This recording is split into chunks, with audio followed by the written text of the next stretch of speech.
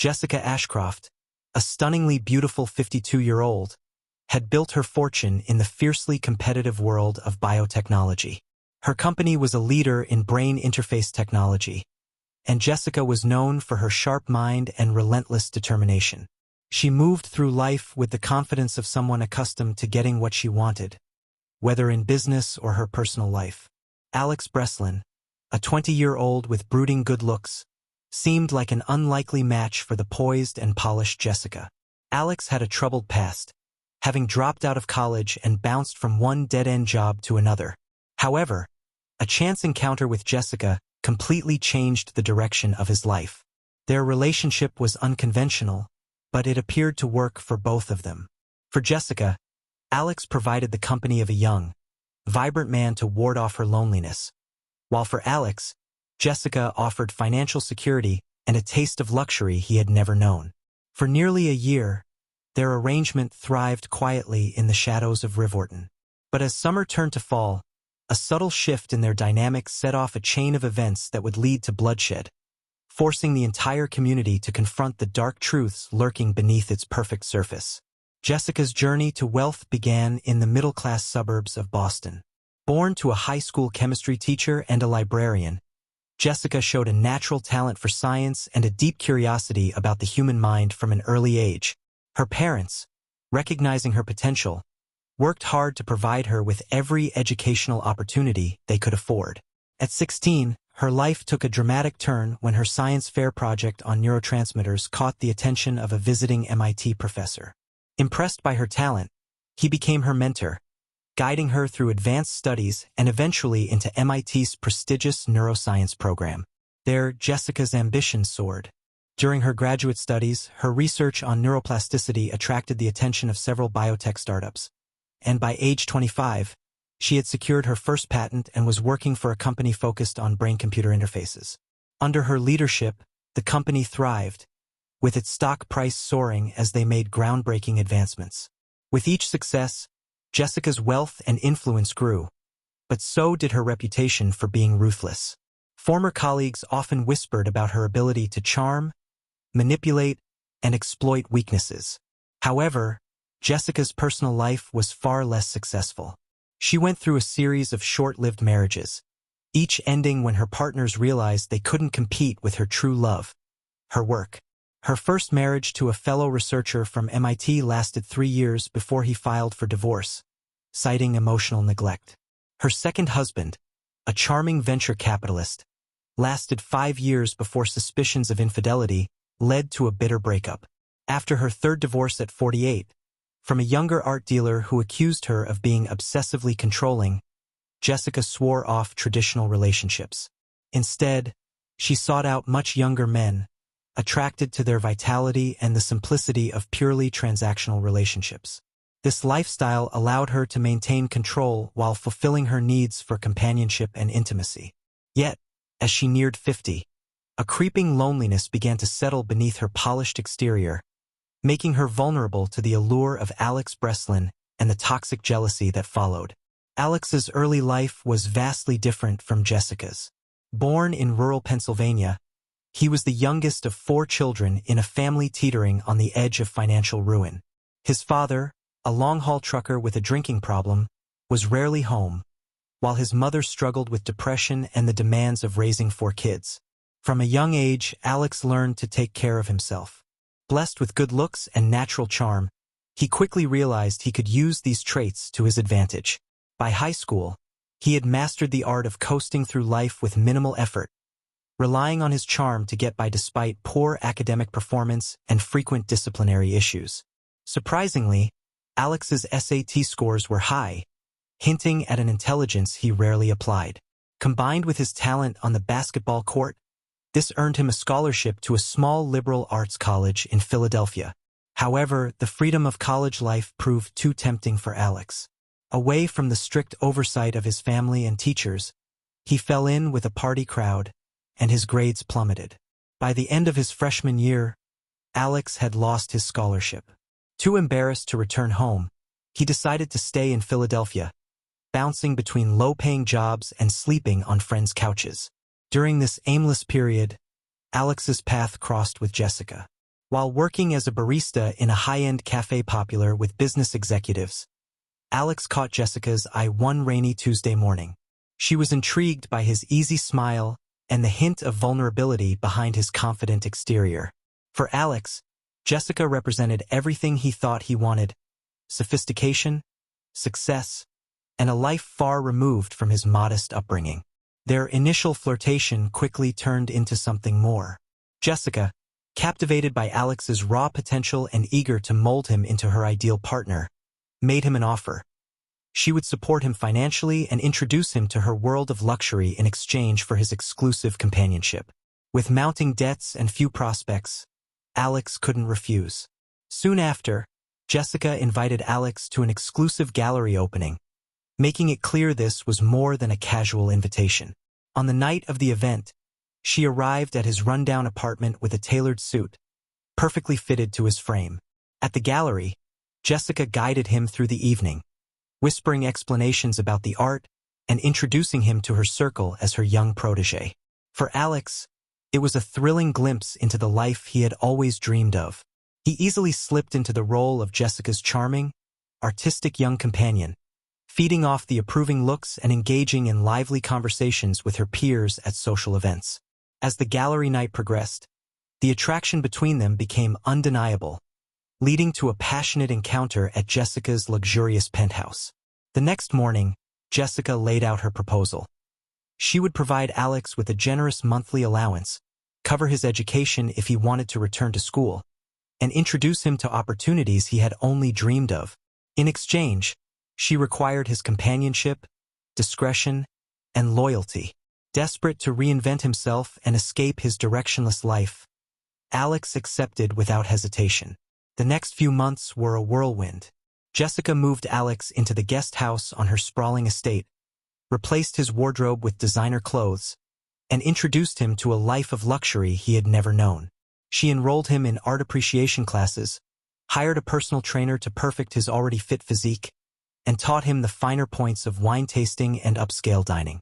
To Jessica, Alex wasn't just a companion, he was a project, something to mold and display.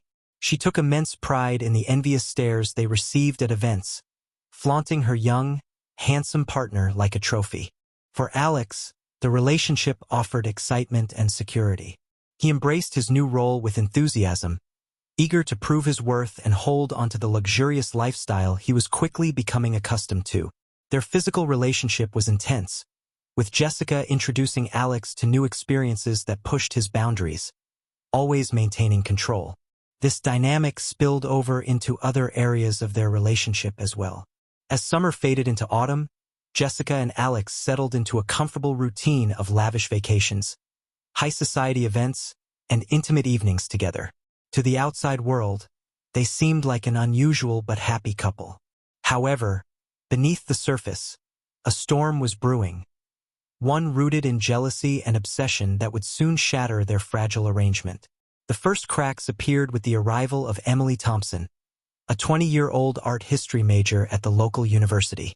Emily entered their lives innocently enough, working part-time as a docent at the Museum of Modern Art. Alex first met her during one of his museum visits, a habit encouraged by Jessica to further his art education. Emily was leading a tour, passionately explaining the pieces on display, her enthusiasm radiating with each word. Alex was captivated by her energy and how different it felt from Jessica's more calculated approach to art, which was always tied to status. After the tour, Alex struck up a conversation with Emily, and their discussion flowed effortlessly. They laughed, shared opinions, and Alex felt a connection he hadn't experienced in a long time. Emily's vibrant, carefree spirit was a refreshing contrast to Jessica's composed and polished demeanor. Where Jessica was controlled and reserved, Emily was spontaneous and full of life. Alex found himself increasingly drawn to her youthful energy, which reminded him of the pure, unburdened relationships he had sacrificed for his arrangement with Jessica. Over the next few weeks, Alex made excuses to visit the museum more often, always timing his visits to coincide with Emily's shifts. Their friendship blossomed quickly, bonded by shared interests in art, music, and philosophy. Emily introduced Alex to her world college parties, indie film screenings, and late-night conversations at 24-hour diners. For Alex, these moments felt like a breath of fresh air, helping him rediscover parts of himself that had been buried in his relationship with Jessica, including his own artistic aspirations. Emily even encouraged him to pursue photography, gifting him a vintage camera she had found at a flea market. As Alex spent more time with Emily, he began to question his relationship with Jessica. The contrast between the genuine connection he felt with Emily and the transactional nature of his life with Jessica became impossible to ignore. He started making up excuses to spend more time away from Jessica's estate, his thoughts constantly drifting to Emily. What Alex didn't realize was that his behavior hadn't gone unnoticed. Jessica, with her sharp instincts honed by years of navigating the corporate world, sensed the change in Alex. As he pulled away, her need to maintain control over him intensified. She grew suspicious and, determined to get to the bottom of it, took action. Under the pretense of a security upgrade, she installed a GPS tracker on Alex's phone and hired a private investigator to follow him. The reports confirmed her worst fears. Alex was spending a significant amount of time with a young woman, and their interactions hinted at a growing attraction. As evidence of Alex's connection with Emily mounted, Jessica's jealousy spiraled. She became unpredictable, alternating between being distant and overbearing. One moment she would shower Alex with lavish gifts, and the next she would make biting, passive-aggressive comments or issue veiled threats.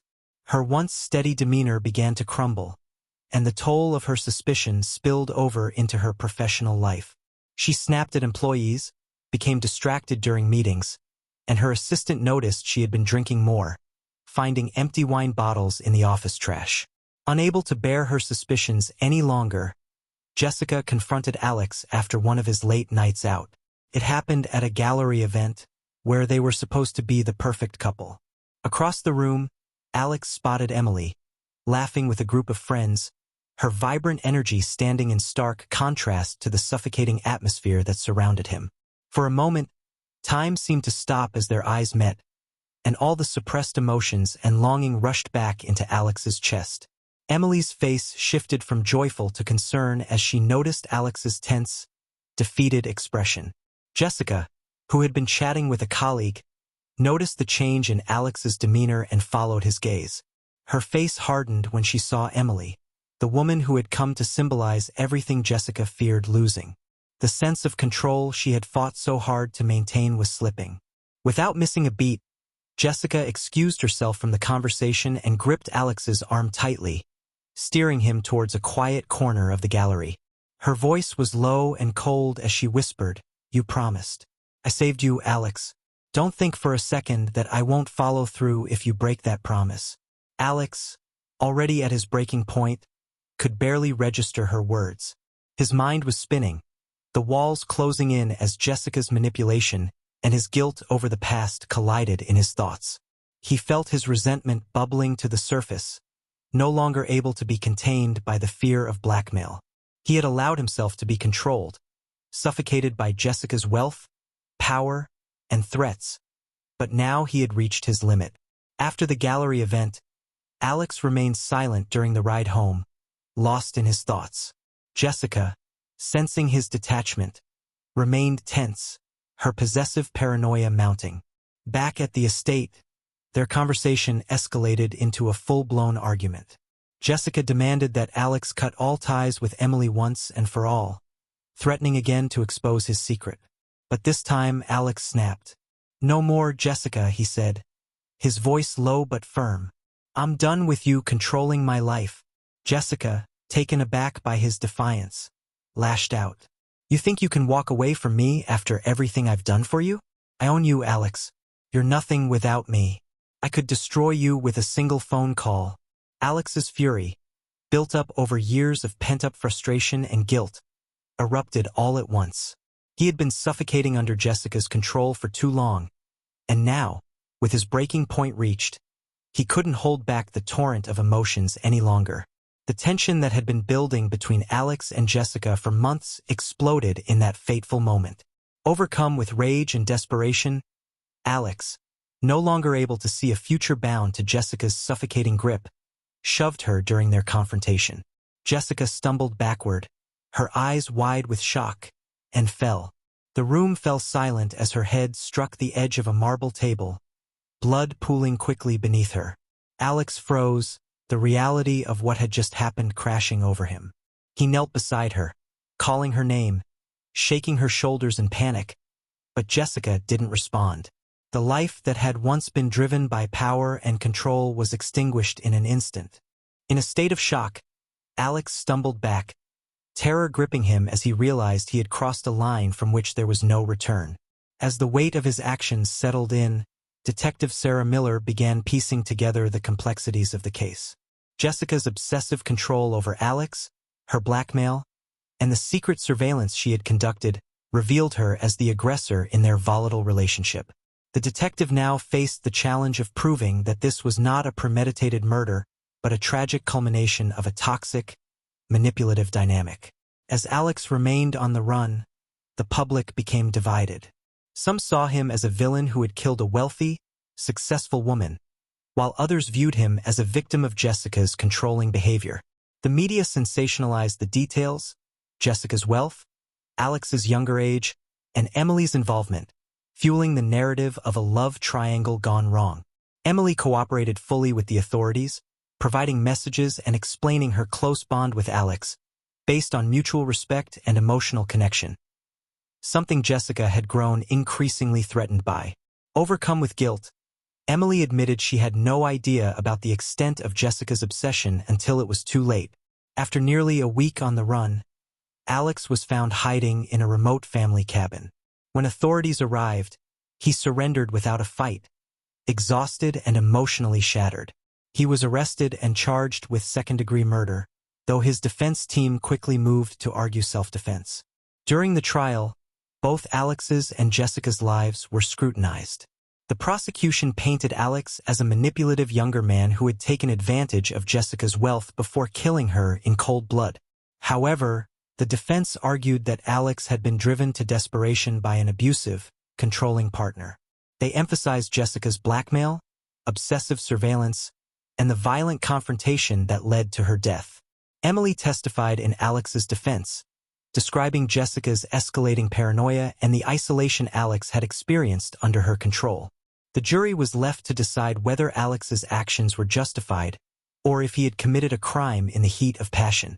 After weeks of deliberation, they returned a verdict of manslaughter, finding that Alex, while acting out of fear and desperation, had directly caused Jessica's death. Sentenced to several years in prison, Alex's future remained uncertain, but the case sparked important conversations about emotional abuse, manipulation, and the overlooked struggles men can face in toxic relationships. Jessica's obsessive love and control had driven them both to a tragic end, leaving behind a legacy of shattered wealth, power, and manipulation. The revelation of her invasive control over Alex, including hidden cameras, GPS tracking, and financial manipulation, shocked even seasoned investigators. Public perception of Alex shifted as evidence of Jessica's abuse mounted, and the initial narrative of him as a gold-digging opportunist gave way to a more sympathetic portrayal of a young man trapped in an emotionally abusive relationship. After negotiations, the charge was reduced to manslaughter. The trial lasted weeks, revealing a relationship defined by power imbalances, obsession, and control. Emily's testimony played a crucial role in portraying Alex as a victim. After 3 days of jury deliberation, they returned with a verdict that acknowledged the complexity of the case, marking the end of a twisted, tragic chapter. Emily couldn't shake the growing sense that something was terribly wrong. The subtle changes in both David and Martha's behavior were too numerous to ignore, and as much as she wanted to believe their excuses, the mounting inconsistencies weighed heavily on her mind. David's distant behavior, the unexplained business trips, the secretive phone calls, all pointed to a betrayal Emily wasn't yet ready to confront. His once affectionate nature had grown cold and detached, and she could no longer brush off the faint perfume on his clothes or the way he avoided her touch. Her artistic sensitivity, which usually fueled her creativity, now became her greatest source of anguish. She began to see the cracks in their perfect marriage, but it wasn't just David's odd behavior that troubled her. Her mother, Martha, had also become evasive and distant. The bond between mother and daughter had always been strong, but now, Martha canceled their weekly tea sessions, offering vague excuses about feeling unwell or being busy. When they did meet, Martha's warm, open demeanor was replaced with nervousness. She avoided eye contact and seemed distracted, as though carrying a secret too heavy to bear. Emily's instincts screamed that something wasn't right, but she didn't yet want to believe the truth staring her in the face. One evening, after yet another failed attempt to get through to David, Emily found herself alone in their living room, staring at the mural she had painted years ago when their love felt invincible. Desperate for answers, she began to dig deeper into David's activities, sifting through his emails and phone records, hoping to find something, anything, that would explain the changes in their relationship. What she uncovered shattered her world. Hidden among the usual work correspondence were emails from an account she didn't recognize, filled with intimate conversations between David and her mother, Martha. The content was unmistakable. The affair had been going on for months. Emily's heart raced as she scrolled through the messages, her hands trembling. Every word felt like a dagger, cutting deeper into the fabric of her reality. She read about secret meetings, stolen kisses, and the guilt they both felt but continued to suppress in the name of their forbidden love. Emily's mind spun. She had suspected David of having an affair, but never in her worst nightmares had she imagined it would be with her own mother. The betrayal was overwhelming. Her husband and her mother, the two people she trusted most in the world, had been conspiring behind her back, tearing her life apart. For days, Emily grappled with the crushing weight of the revelation, unsure of how to confront the two people who had caused her so much pain. Her mind was a whirlwind of emotions: anger, heartbreak, disbelief, and an overwhelming sense of betrayal. She considered confronting them both, but the thought of facing such a devastating truth seemed unbearable. In the end, Emily could no longer contain her anguish.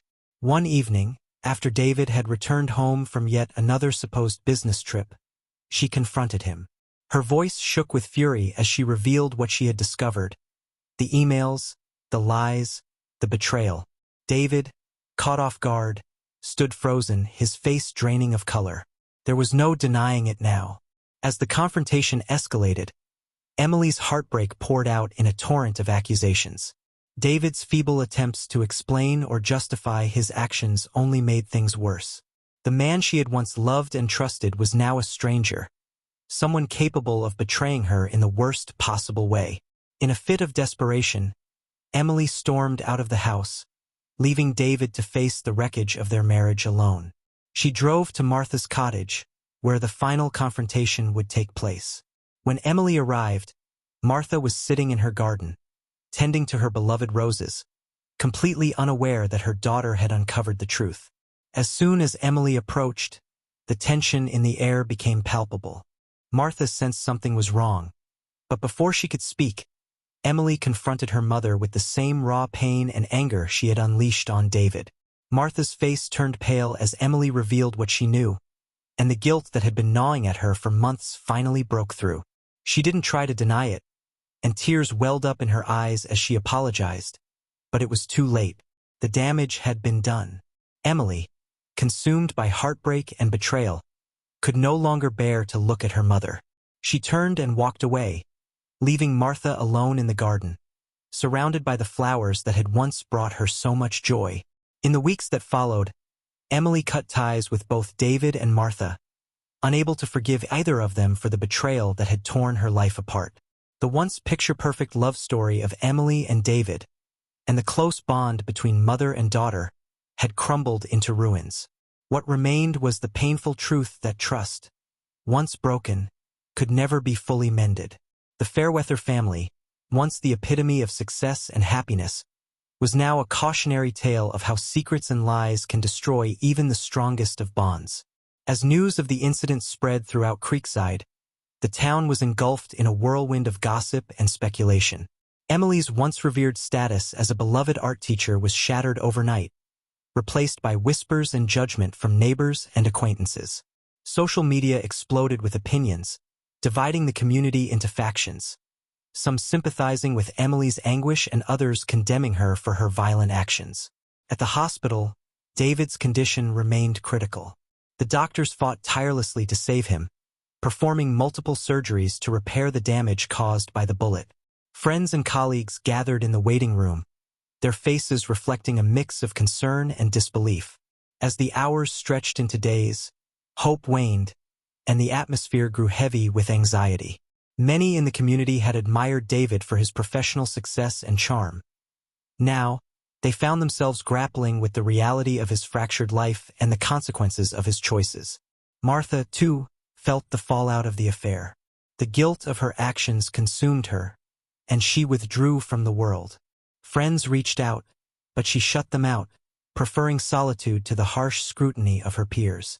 Her cottage, once filled with the warmth of laughter and creativity, now felt cold and hollow. The vibrant memories of her travels and the joyful times spent with Emily were tainted by betrayal. She knew she could never face her daughter again, not after what she had done. As Detective Mia Davis continued her investigation, she delved deeper into the lives of the Fairweather family. She interviewed Emily's colleagues, David's friends, and even Martha's acquaintances, piecing together the narrative that had led to the tragic events of that fateful night. Each interview revealed layers of complexity: how David's ambition often overshadowed his emotional needs, how Martha had struggled with loneliness since her husband's death, and how Emily's dreams of motherhood had slowly eroded her sense of self-worth. The detective discovered that the affair had roots deeper than anyone had imagined. It had started as a shared bond over grief and isolation, both David and Martha seeking solace in each other's company. As the affair blossomed, it morphed into something more dangerous, an escape from their respective realities. But what had begun as a moment of weakness spiraled into a catastrophic betrayal, with devastating consequences. As Emily sat in her jail cell, her mind replayed the events of that night in a haunting loop. The image of David's shocked face, the blood staining his shirt, and the sound of the gunshot reverberated through her thoughts, drowning out any semblance of peace. She was filled with remorse, unable to reconcile her love for David with the violent act she had committed. Every minute dragged on, suffocating her with guilt and fear. The reality of her situation began to settle in like a thick fog. She was now a woman facing serious charges, her life irrevocably altered. Emily's attorney advised her to remain silent, to refrain from speaking publicly about the incident until they could build a defense. But the waiting was agonizing. The community that once celebrated her artistic talents and dedication to her students now painted her as a villain. Emily longed for the comfort of her former life, for the warmth of David's embrace and the joy of creating art. But those days felt like a distant dream. Meanwhile, as David fought for his life, he was confronted with his own demons. In the sterile environment of the intensive care unit, he had time to reflect on the choices that had led him here. The adrenaline from the chaos faded, leaving him with a painful clarity. He understood now how his pursuit of success and validation had driven him to betray the two most important people in his life. The affair had started as an escape but had ultimately led to his near-death experience. As David's condition stabilized, the emotional fallout began to take shape. In the quiet moments between surgeries, he found himself grappling with feelings of guilt and sorrow. He recalled Emily's laughter, her kindness, and the dreams they had shared. The thought of how he had shattered her trust was unbearable. He couldn't help but wonder if he would ever be able to make amends if he survived. Would he be able to find a way to forgive himself, let alone ask for forgiveness from Emily? Back in the town, tensions grew as the trial approached. Emily's story became a focal point of discussion, with her supporters rallying for understanding and compassion, while others called for justice. The media portrayed the case as a classic tale of love gone wrong, painting Emily as a scorned wife driven to violence. Every detail of her life was dissected, and as the public learned about the affair and the deep-rooted issues within her marriage, opinions shifted and polarized. As Emily awaited her trial, she received letters of support from some former students and colleagues who believed in her character. Their words gave her strength, reminding her of the good she had brought into the world despite the dark circumstances. But as each day passed, The heaviness of her actions hung over her like a dark cloud, making it difficult to find solace. Eventually, the trial began, drawing a crowd of onlookers eager to witness the proceedings. The courtroom buzzed with anticipation as Emily took the stand, her heart pounding. She recounted the events leading up to that night with raw honesty, her voice wavering as she described the pain of betrayal and the overwhelming emotions that consumed her in the moment. As she spoke, Emily could see the reactions of the jurors, their expressions shifting from judgment to empathy as they began to understand the depth of her anguish. She spoke of her love for David, her dreams of motherhood, and the unbearable weight of grief that had accompanied her struggles with infertility. The jury listened, captivated by the complexity of her story. David, too, took the stand, revealing his own version of events. He spoke of his mistakes, his regrets, and the profound realization of the love he had taken for granted. His words resonated with both the jury and the audience, as he expressed his wish to heal the wounds he had caused. The pain in his voice was palpable, and it became clear to all present that this was not merely a case of good versus evil, but a tragic collision of human flaws and vulnerabilities. As the trial unfolded, both Emily and David were forced to confront the consequences of their actions. The courtroom became a space for healing, where they could face the truth of their relationship and the shattered dreams of their once beautiful life together. Their story, marked by betrayal and loss, evolved into one of redemption and understanding. In the end, the jury faced a difficult decision. Would they view Emily's actions as a product of emotional turmoil and grief, or would they see her as a dangerous individual who had crossed an irrevocable line? The tension in the courtroom was palpable as the verdict was read. Emily held her breath, her heart racing, praying for understanding and a chance to rebuild her life. As the verdict echoed through the room, it marked the beginning of a new chapter for both Emily and David. Their journey, once filled with love and hope, had transformed into a complex tapestry of pain, redemption, and the potential for healing. While the road ahead would be long and fraught with challenges, both knew that the only way to move forward was to confront their past and embrace the possibility of forgiveness, not only for each other but also for themselves. As he glanced at Emily in the mirror, "Tonight? Can't, sweetheart. I've got that meeting, remember? I might be late," he replied, trying to sound apologetic, but the truth was, he was already stressed about the investors and didn't want to mix personal matters into his headspace. Emily's smile faltered, but she quickly masked her disappointment. "Of course I remember," she said, her voice light but tinged with sadness. She had hoped for a quiet evening together, a moment to reconnect amidst their hectic lives. "Well, I'll make sure to keep dinner warm for you, just in case."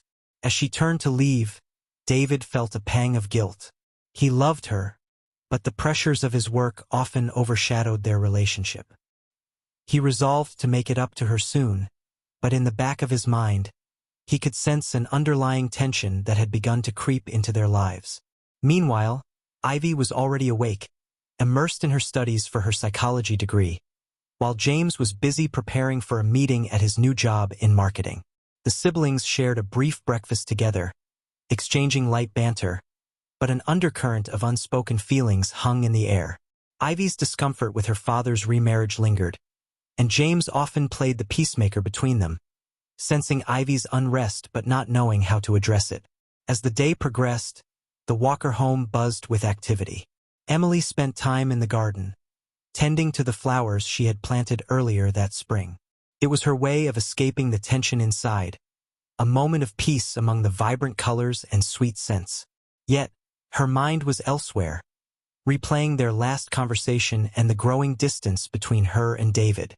Later that afternoon, David returned home, his brow furrowed with stress. The meeting hadn't gone as planned. The investors were hesitant, and they needed more assurance about the project's viability. As he entered the house, he could sense the atmosphere was charged, even if nothing had been said out loud. "Hey, how was your day?" Emily asked, trying to sound upbeat as she looked up from the kitchen, where she was preparing dinner. "Long," David replied tersely, moving past her into his office, where he could drown himself in work. Emily felt a familiar sting of rejection, but she swallowed it down, determined not to let it ruin the evening.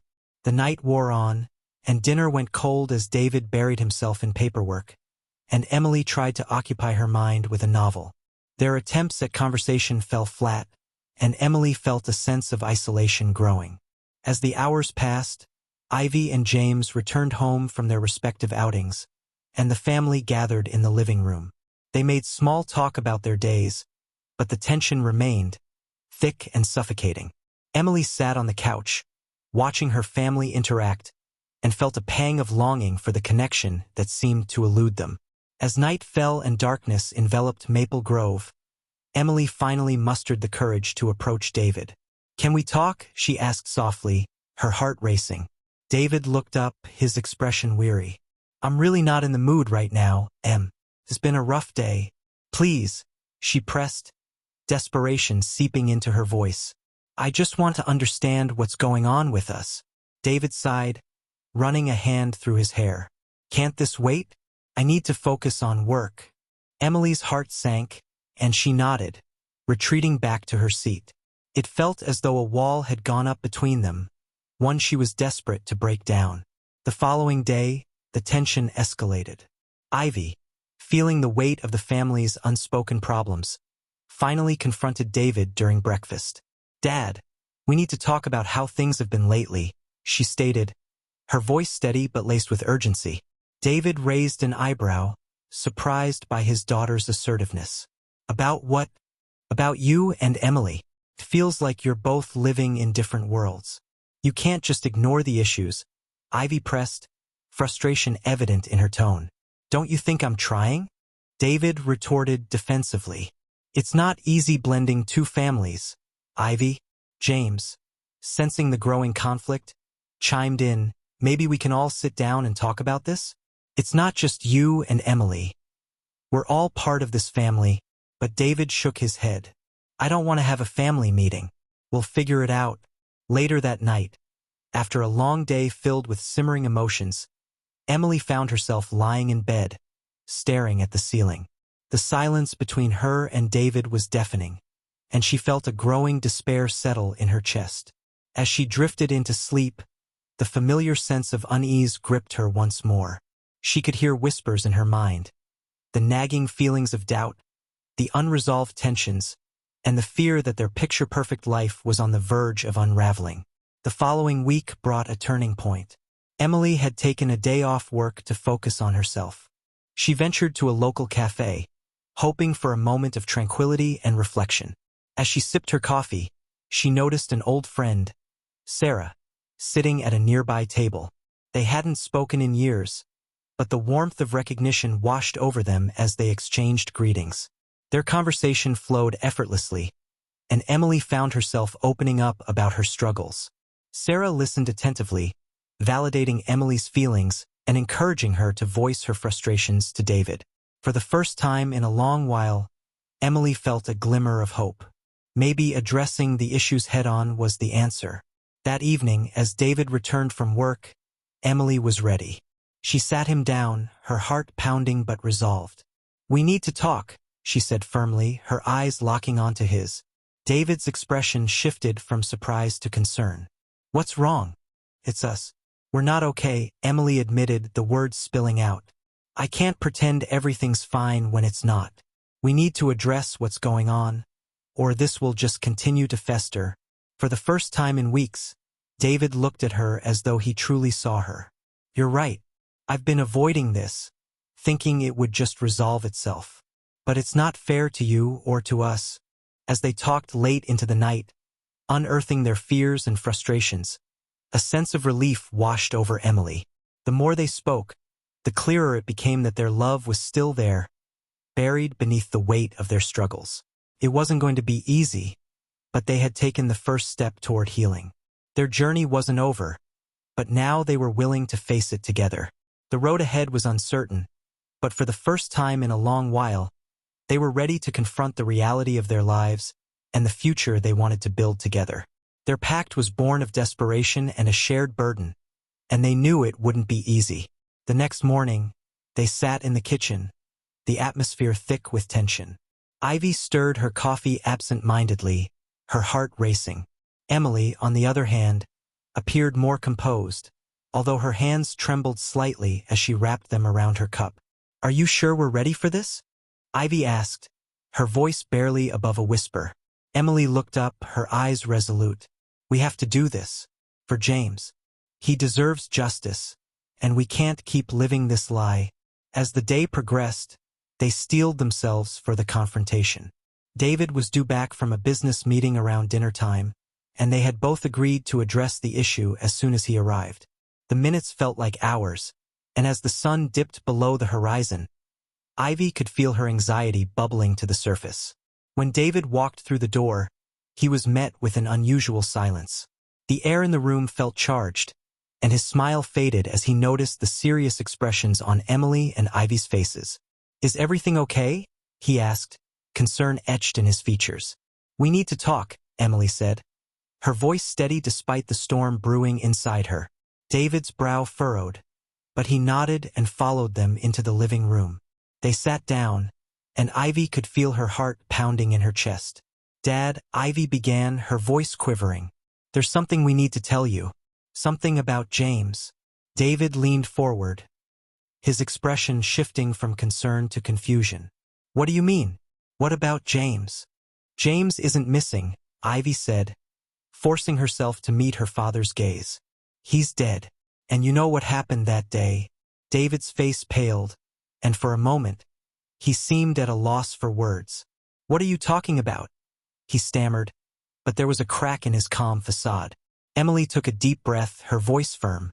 "We know about the fight, David. We know you killed him. You can't keep lying. It was an accident, but it needs to be addressed." "Accident?" David echoed, his voice rising. "You don't understand what you're saying. He was my son. My boy." "No, he wasn't," Ivy shouted, the pent-up frustration spilling over. "You made it so that he could never be a part of this family again. You made a choice, and now we're paying for it." "Stop," David yelled, but Ivy pressed on. "I'm tired of living in fear, Dad. Tired of hiding this terrible truth. James deserves better than this." David's face contorted with rage and desperation. "You don't know what it's like. You don't know what I've sacrificed to keep this family together. You think this is what it means to protect a family?" Emily countered, her voice rising to match his intensity. "You're tearing us apart. We're broken because of what you did, and it's time to face the consequences." A heavy silence fell over the room as David's anger faded, leaving behind a hollow, wounded expression. He looked at both women, realizing the severity of the situation. "What do you want me to do?" he asked, his voice cracking. "We need to go to the police. We need to tell them everything," Emily said softly, though her heart raced with fear. David shook his head, panic creeping into his eyes. No, we can't do that. We'll lose everything. Our home, our lives. I can't let that happen." Ivy stood, her voice trembling but resolute. "Then you're choosing this over us, over the truth. I won't be a part of this lie anymore." Emily placed a hand on Ivy's shoulder, offering support. "We deserve to be free of this burden. It's time to stop hiding, David. The truth has a way of coming out, and it's better if we face it together." David's gaze shifted between the two women, the weight of their words crashing down upon him. He looked small, defeated, as the facade he had built around himself began to crumble. "I can't go to prison," he murmured, the fight leaving him. Emily's heart ached for the man she once loved, the man who had once brought joy into her life. But the price of silence was too steep. "This is the only way to begin healing. We can't continue like this." The silence stretched on as David struggled with the reality of his choices. Finally, he nodded, tears glistening in his eyes. "Fine," he whispered. "I'll do it. I'll tell them everything." With a mix of relief and trepidation, Ivy and Emily exchanged glances, knowing that the path ahead would be fraught with challenges. But it was a step toward reclaiming their lives. As they left the house, Ivy felt a weight lift from her shoulders. The truth, however painful, was now their guiding light. They would no longer be shadows haunted by secrets. They would face the consequences together, united in their pursuit of justice for James. When they confronted David together, his reaction was explosive. His calm demeanor shattered as he raged against them for what he perceived as their betrayal. His words, a toxic mix of threats and desperate pleas for understanding, revealed more than he intended. Detective Thorne, who had just arrived for a follow-up interview, overheard a damning confession from his unmarked car parked outside. This prompted a flurry of police activity as officers swarmed the Walker residence, securing the house and separating the family for questioning. Realizing the gravity of the situation, David fell silent and requested a lawyer, while Ivy and Emily, unburdened by their earlier confessions, provided full statements. The shocking revelations left the town of Maple Grove reeling, exposing the illicit relationship between the step-siblings and painting a portrait of a family destroyed by secrets and lies. Detective Thorne focused on the grim task ahead with David's reluctant cooperation, leading to the discovery of James's body hastily buried in a remote area, which brought closure for Emily but sealed the case against her husband. Although the evidence against David appeared ironclad, a startling development before the trial threatened to unravel the prosecution's narrative. DNA found under James's fingernails did not match David's but pointed to an unknown male. This revelation sent shockwaves through the investigation, prompting Thorne to order a re-examination of all evidence, uncovering further inconsistencies, such as the bruising angle on James's neck suggesting a left-handed attacker, while David was right-handed. As new findings emerged, the prosecution faced mounting pressure, and the defense seized the opportunity to push for drop charges against David. Despite the confessions and circumstantial evidence, the judge ruled the trial would proceed. As Ivy and Emily began to question their memories, grappling with the complexities of the case, battle lines were drawn in the courtroom. On the day David was to testify, the courtroom was packed, and the tension was palpable. His once powerful presence diminished. David's calm demeanor cracked when the defense attorney mentioned the DNA evidence. In that moment, he confessed, "I didn't kill James, but I am responsible for his death."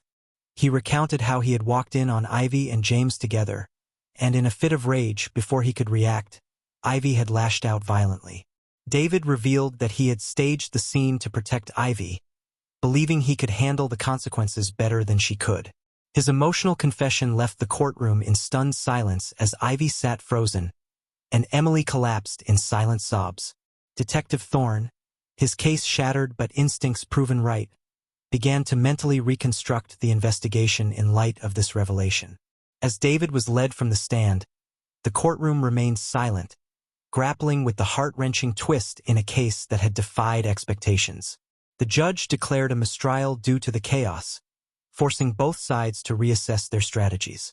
Ivy was taken into custody, and the prosecution, caught off guard by the sudden turn of events, requested more time to review the evidence. Meanwhile, Ivy's defense team began building their case on temporary insanity, focusing on the psychological impact of her relationship with James and the complex dynamics within the Walker household. Ivy's trial, a somber affair, saw her looking pale and withdrawn, with her defense emphasizing her youth and fear of discovery. The prosecution painted her as calculating, highlighting the brutality of the attack. A pivotal moment came when Emily took the stand, tearfully recounting her suspicions about Ivy and James, but some jurors viewed her words as complicity.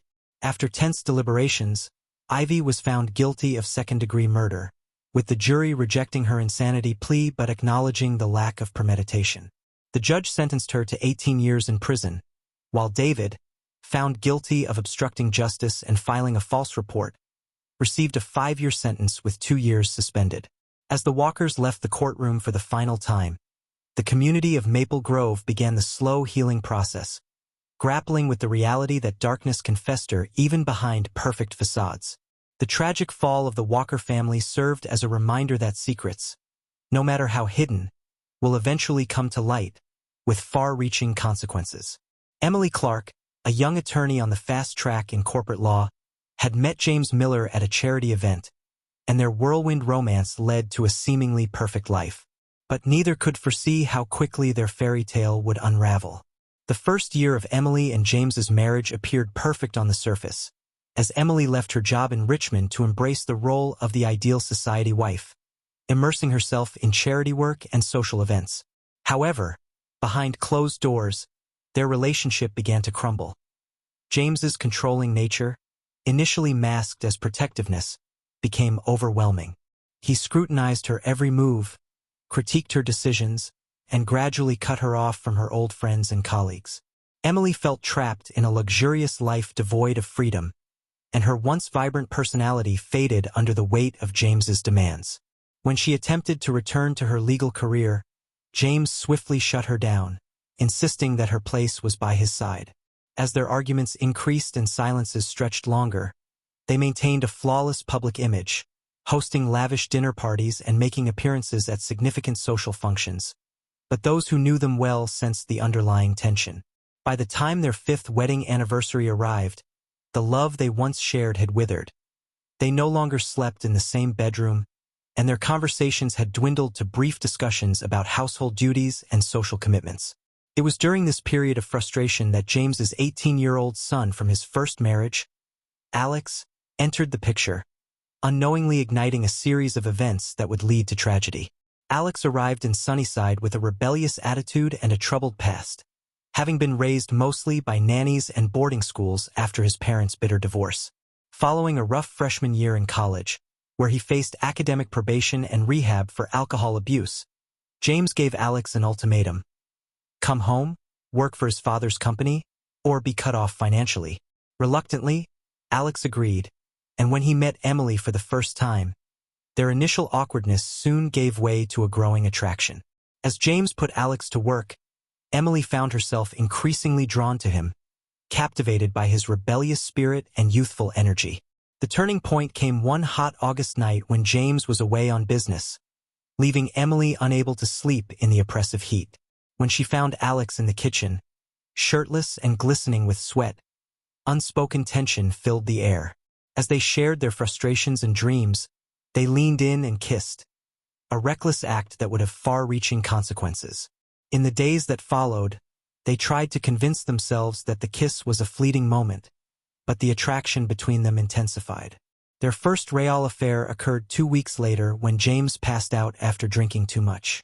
Emily slipped out to the pool house, where they gave in to their desires, their connection deepening with each encounter. They both rediscovered parts of themselves that had long been buried, but the guilt weighed heavily on them, especially for Emily, who felt she was betraying not just her husband, but also the trust James had placed in her as his son's stepmother. Despite their conflicting emotions, neither could bring themselves to end the affair.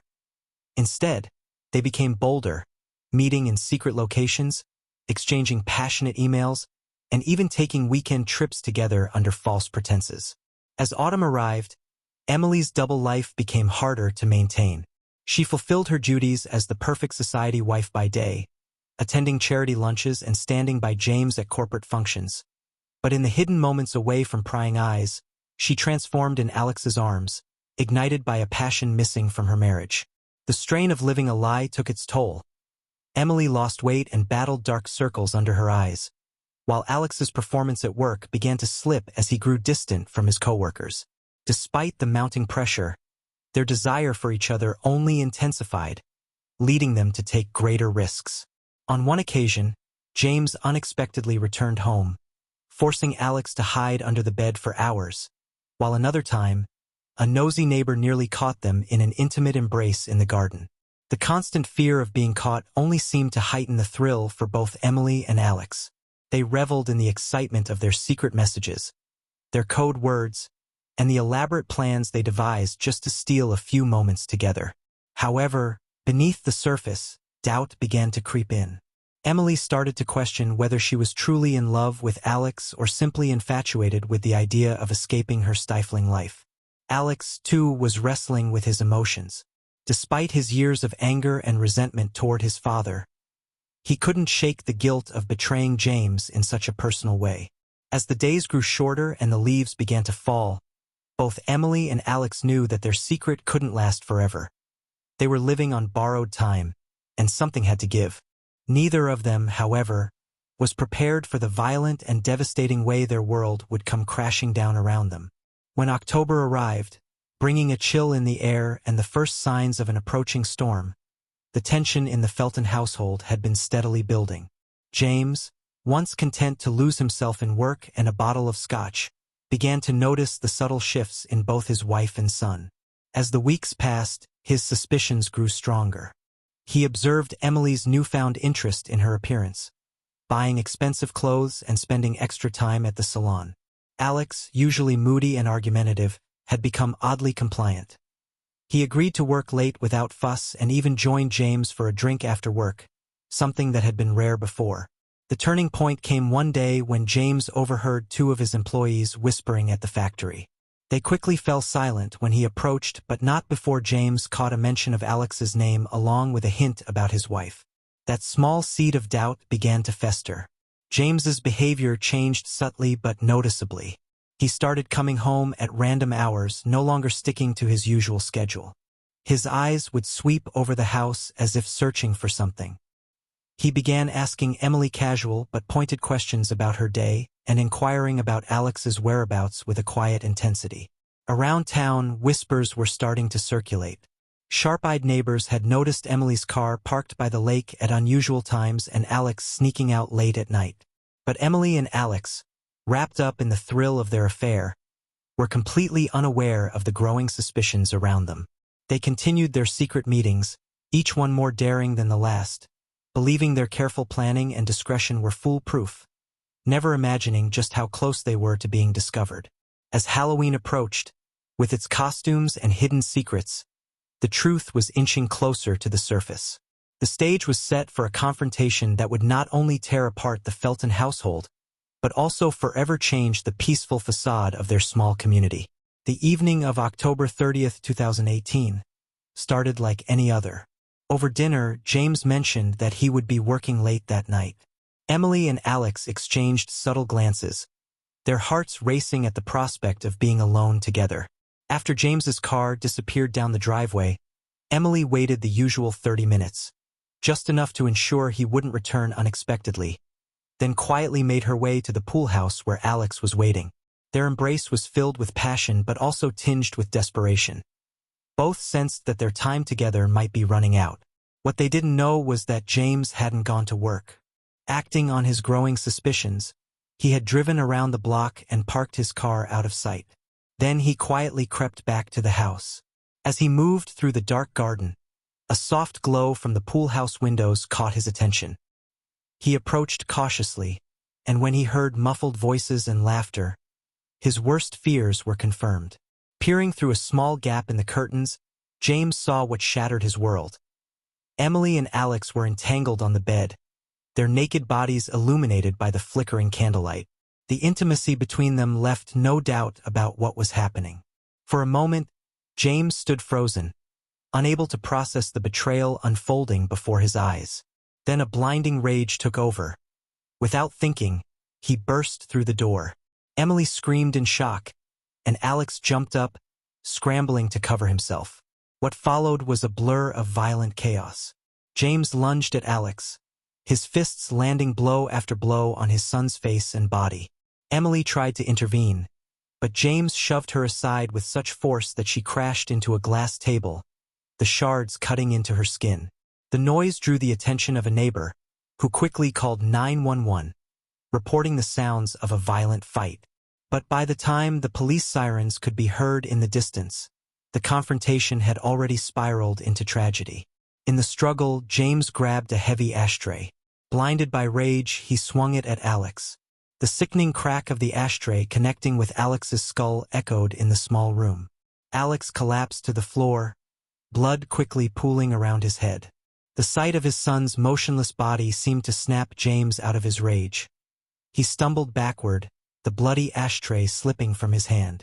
Emily, bleeding from her own injuries, rushed to Alex's side, desperately trying to stop the bleeding as she cradled his head. In that moment, James made a fateful decision. His life as he knew it was over. His marriage had been a lie, and now his son lay gravely injured at his own hands. In a final desperate act, James made his way to the study where he kept a handgun. Hearing James's movements, Emily looked up just in time to see him raising the gun. She screamed, but it was too late. 2 deafening shots rang out, and James's body jerked as the bullet struck him. He collapsed to the floor, dead. Just moments later, the police arrived, following the trail of destruction to the pool house, where they were greeted by a scene of horror. James's lifeless body lay on the floor, while Alex was unconscious and bleeding, and Emily, covered in blood, sobbed as she cradled Alex's head in her lap. Paramedics rushed in, filling the house with chaotic activity. Detective Jack Harris arrived soon after, surveying the devastation before him. He knew immediately that unraveling the events of that night would be one of the most challenging cases of his career, but little did he realize that the truth was even more complex and heartbreaking than the blood-soaked scene suggested. The real story had only just begun to unfold. The aftermath of the tragic events at the Felton residence sent shockwaves through the town, captivating everyone with a mix of horror and morbid fascination. Yellow crime scene tapes surrounded the property as investigators came and went, trying to piece together the chaotic events of that fateful night. Detective Jack Harris, a seasoned officer with a calm demeanor, was assigned to lead the investigation, but even his normally composed face betrayed the gravity of the situation. His first task was to interview Emily, the only conscious witness to the crime. She sat in a sterile interrogation room at the police station, her eyes hollow and dark from lack of sleep. Emily's recounting of the night's events was emotional and fragmented. She admitted to her affair with Alex, explaining how it had begun over the summer. She described James's violent reaction when he caught them together and his subsequent decision to end his life. Throughout her testimony, Emily's primary concern seemed to be Alex's condition, barely acknowledging the fact that her husband was dead. While Emily was being questioned, forensic teams meticulously combed through the Felton home for evidence that could confirm or challenge her story. In James's study, they discovered a journal with entries from his final days, documenting his growing suspicions and the toll it had taken on his mental health. Emails and texts retrieved from the family's devices painted a picture of a home filled with tension and secrets of communication. Meanwhile, Alex lay in a coma in the ICU. His doctors were unsure if he would ever regain consciousness, and if he did, they couldn't predict what information he might provide about the night's tragic events. Emily spent every moment she could by Alex's bedside, causing whispers among hospital staff and fueling even more gossip around town. Her constant vigil over her stepson, despite the violent altercation with James, only added to the community's growing intrigue. As the investigation continued, Detective Thorne became increasingly puzzled by inconsistencies in the evidence. The angle of James's gunshot wounds didn't quite match Emily's description of what had happened. Trace evidence from the scene suggested that something might have been tampered with before the police arrived. And then there was the matter of James's life insurance policy, a massive multimillion-dollar payout with Emily as the sole beneficiary. Each new piece of evidence seemed to muddy the waters further, making it harder to get a clear sense of the truth. Detective Thorne couldn't shake the feeling that this case was more complicated than it seemed. Darker secrets lay beneath the surface of what appeared to be a simple affair gone wrong, and the seemingly perfect family was hiding something much more sinister. Weeks passed, and as the investigation stretched on, a breakthrough came when Alex finally regained consciousness. His statement, although given in short, painful bursts, was shockingly different from Emily's version of events. According to Alex, the affair wasn't just a spontaneous romance. He claimed that Emily had plotted James's murder. She had suggested that they kill James, stage it as a suicide, and collect the life insurance money so they could start a new life together. This revelation sent ripples through the investigation team. Thorne ordered a more detailed forensic analysis of the crime scene, which revealed a glass in James's study containing trace amounts of a potent sedative. A rush toxicology report on James's body confirmed that he had ingested the same drug before he died. These new findings began to paint a very different picture. As Thorne continued digging, he uncovered even more disturbing information. Evidence that James had been involved in the suspicious death of his first wife, which had previously been ruled an accidental overdose. What seemed like an open and shut case now appeared to be part of a much larger pattern of violence and deception. The detective's theory began to solidify. Emily, trapped in an abusive marriage and aware of James's dark past, had seduced Alex not out of love, but as part of a carefully orchestrated plan. She had preyed on his resentment toward his father, manipulating him into believing that killing James was not only an escape for them but a form of justice. Their plan, it seemed, had been to drug James and make it look like a suicide, but something had gone terribly wrong. Either James woke up sooner than expected or the dose of the sedative had been miscalculated. He had confronted them, leading to the chaotic and violent encounter that ended with James's death. Not from his own hand, but possibly from Emily's in what she would later frame as self-defense. As Thorne pieced the events together, the tragic depth of the situation became clear. Alex, a young man deeply scarred by years of neglect and abuse, had been drawn into a dangerous plot by the very woman he believed could save him. Emily, while undoubtedly a victim of James's cruelty, had chosen a path of manipulation and violence that spiraled out of control. What had started as a desperate bid for freedom had turned into a nightmare. In the months that followed, the prosecution painted a damning picture of Emily. They portrayed her as a calculating woman who had seduced her stepson and manipulated him into helping her kill James to collect the life insurance money. They presented evidence of the affair, the inconsistencies in her statements, and James's large life insurance policy that named Emily as the sole beneficiary. The defense, however, would have its own story to tell. The truth, as Detective Thorne had realized, was far more complex than anyone had initially imagined. What seemed like a simple case of adultery and murder revealed layers of trauma, manipulation, and tragedy that would haunt Sunnyside for years to come. The town would never look at the Felton family the same way again. The defense painted a very different picture of Emily, arguing that she had been a victim of years of physical and emotional abuse at the hands of James. Her actions, they claimed, were not those of a manipulative murderer, but of a desperate woman trying to escape the clutches of a controlling and violent husband. Alex's testimony became a major point of dispute. The defense insisted that his memory of the events was unreliable due to the severe head injury he had sustained and the psychological trauma he experienced that night. Expert witnesses were brought in to discuss the lasting effects of long-term abuse, how trauma can distort memories, and even the complicated financial dealings of James's company. Each day in court seemed to bring new twists, keeping the entire town on edge. Gossip and speculation ran wild as more details were revealed, and the case became the focal point of conversation in every home, shop, and diner in Sunnyside. The trial's most intense moment came when Emily herself took the stand. Her testimony was an emotional roller coaster filled with tearful apologies and moments of steely resolve. She admitted to her affair with Alex but remained adamant that James's death had not been planned. According to her, it was a tragic consequence of James's violent outburst. Her words struck a chord with many, and for a moment, it seemed as though she might sway the opinion of the courtroom.